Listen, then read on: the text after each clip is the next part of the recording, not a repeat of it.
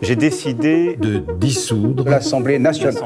Un cap clair. La gauche caviar découvre la tête de veau. On ne va pas refaire la NUPES.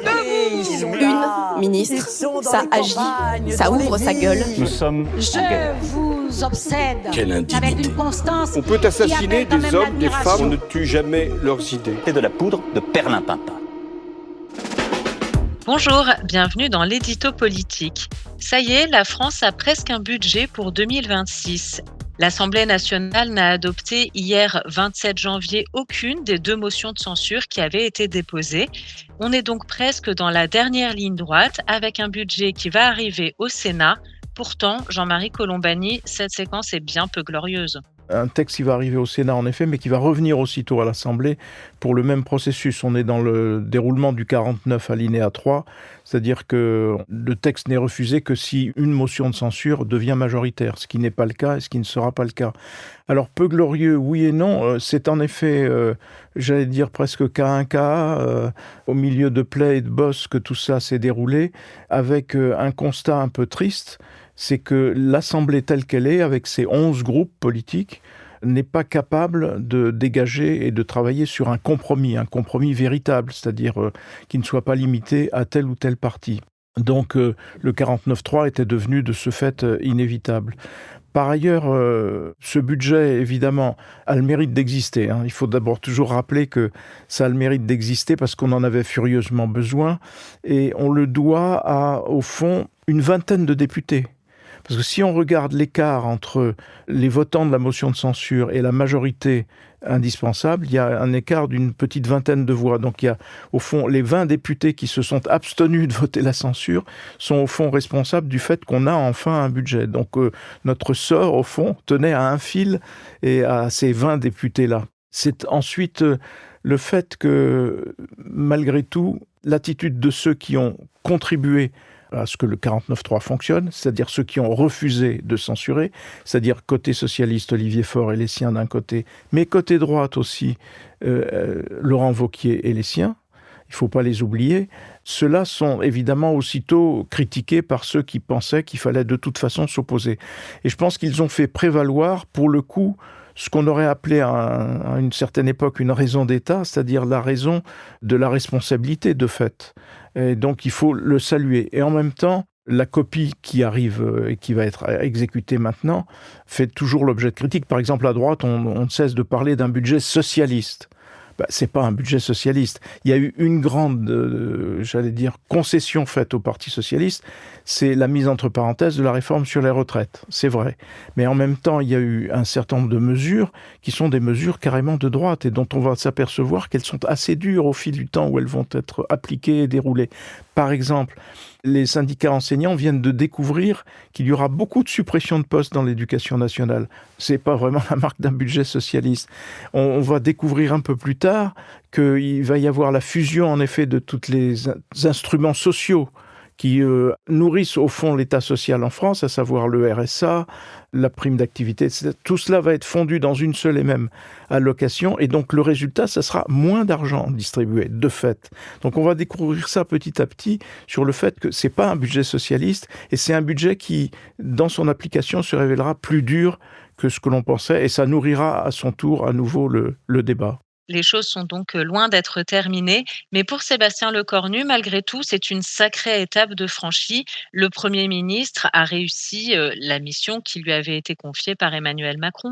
Oui, il a réussi, alors que personne ne donnait très cher de sa peau compte tenu du sort de ses 2 prédécesseurs, c'est-à-dire Michel Barnier et François Bayrou, qui tous les 2 ont été remerciés très très vite. Et en même temps, ça a permis d'expérimenter une forme presque apaisée, en tout cas assez efficace, du couple président-premier ministre. Jusqu'à présent, Emmanuel Macron, peut-être parce qu'il supportait mal les premiers ministres en question, en tout cas, tout cela s'était assez mal passé entre le président et les premiers ministres successifs. Là, comme le premier ministre a été concentré sur le budget et qu'il va maintenant se concentrer sur d'autres étapes concrètes, ça a libéré de la place pour Emmanuel Macron, qui s'est certes occupé de l'essentiel de sa charge, c'est-à-dire la politique extérieure et de défense de la France, mais qui a élargi aussi tout cela. Et qui plus est, en plus, il a gagné l'épisode des lunettes, qui lui a donné un petit regain de popularité, mais surtout Au qui a Forum permis... économique de Davos, on Voilà. l'a vu avec ses fameuses lunettes de soleil aviateur, qui rappelaient un peu Nicolas Sarkozy d'ailleurs. Oui, qui rappelait aussi pour d'autres Tom Cruise. Mais c'est le discours qui va avec les lunettes qui est important, évidemment, et qui était un discours où, premier parmi les chefs d'État alliés, entre guillemets, ou soi-disant toujours alliés des États-Unis, à protester et à s'élever contre les méthodes de Trump. C'est ça qui lui vaut, au fond, ce satisfecit un petit peu hors des frontières et en partie un petit peu aussi dans l'opinion. Donc voilà, donc on a à la fois un budget et un couple exécutif qui fonctionne, tout cela étant borné par un calendrier qui court et qui va courir de plus en plus vite, qui va nous amener à l'élection présidentielle dans un peu plus d'un an, mais guère plus. Oui, la campagne présidentielle ne s'est pas encore vraiment mise en route, même s'il y a un peu des frémissements, hein. On a vu, ces derniers jours, Gabriel Attal, se déclarer, candidat. On sait qu'à gauche, il y aura une primaire, alors gauche, sauf LFI et Glucksmann. Voilà, les premiers jalons commencent à se poser, mais on n'est pas vraiment encore, ni en campagne et en pré-campagne peut-être, Jean-Marie? On est en fait dans un faux plat. C'est-à-dire que logiquement, si on se rapporte aux élections précédentes, aux 2 ou 3 élections précédentes, on devrait déjà être en campagne présidentielle. Or, on ne l'est pas vraiment, tout en l'étant un petit peu. Alors, on a eu Gabriel Attal, l'ancien Premier ministre, qui a lancé au fond un premier grand meeting, grand rassemblement. Et donc, il y a eu toute une nuit de débats, de dialogues, etc. Bref, quelque chose qui ressemblait à une sorte de meeting New Look. Et puis, il y a de l'autre côté un autre ancien Premier ministre d'Emmanuel Macron, Édouard Philippe, qui lance sa campagne au Havre et dont on sait que pour lui, c'est évidemment quelque chose d'important parce que c'est une étape sur le chemin de la présidentielle.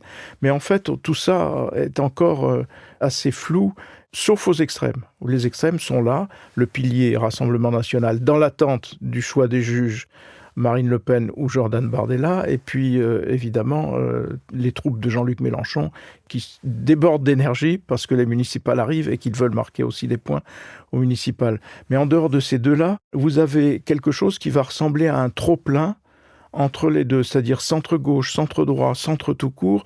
Les candidatures sont esquissées, énoncées, suggérées, pas encore marquées. Mais moi, ce que j'observe, c'est que si cette tendance-là se confirmait, c'est-à-dire si on arrivait à ce trop-plein, c'est-à-dire à un candidat par courant ou mini-courant de la vie politique française, à ce moment-là, c'est le meilleur moyen d'arriver à ce que tous ces candidats veulent soi-disant écarter, c'est-à-dire la perspective d'un duel entre Marine Le Pen ou Jordan Bardella et Jean-Luc Mélenchon.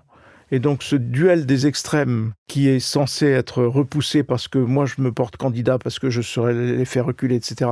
Le nombre qui s'annonce est la garantie au contraire que Jean-Luc Mélenchon peut être au second tour et affronter évidemment le candidat. Et donc on sait à ce moment-là que le sort des urnes ira en faveur du Rassemblement national, que ce soit Marine Le Pen ou Jordan Bardella.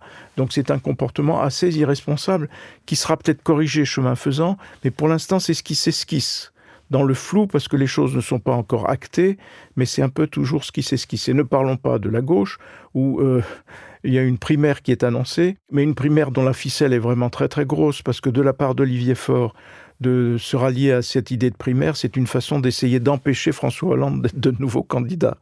Et pour le coup, c'est une bonne opération pour Marine Tondelier, point final. Ça n'ira pas très loin, ça ne peut pas aller très loin en termes électoraux. Donc là encore, on revient à la case.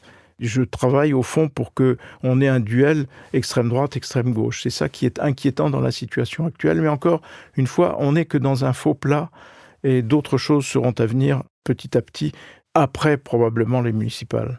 On verra donc si on finit par quitter ce faux plat. Et comme le disait Jean-Pierre Raffarin, la route est droite, mais... La pente est raide, me semble-t-il. C'est ce qu'il... Jean-Pierre Raffarin qui n'est jamais en retard d'un bon mot. Et donc là, peut-être que ça va trouver aussi sa traduction. Merci beaucoup Jean-Marie, à très bientôt. Merci Hélène. L'édito politique est un podcast de Slate.fr. Présentation, Hélène de Commer. Prise de son, montage et réalisation, Aurélie Rodriguez.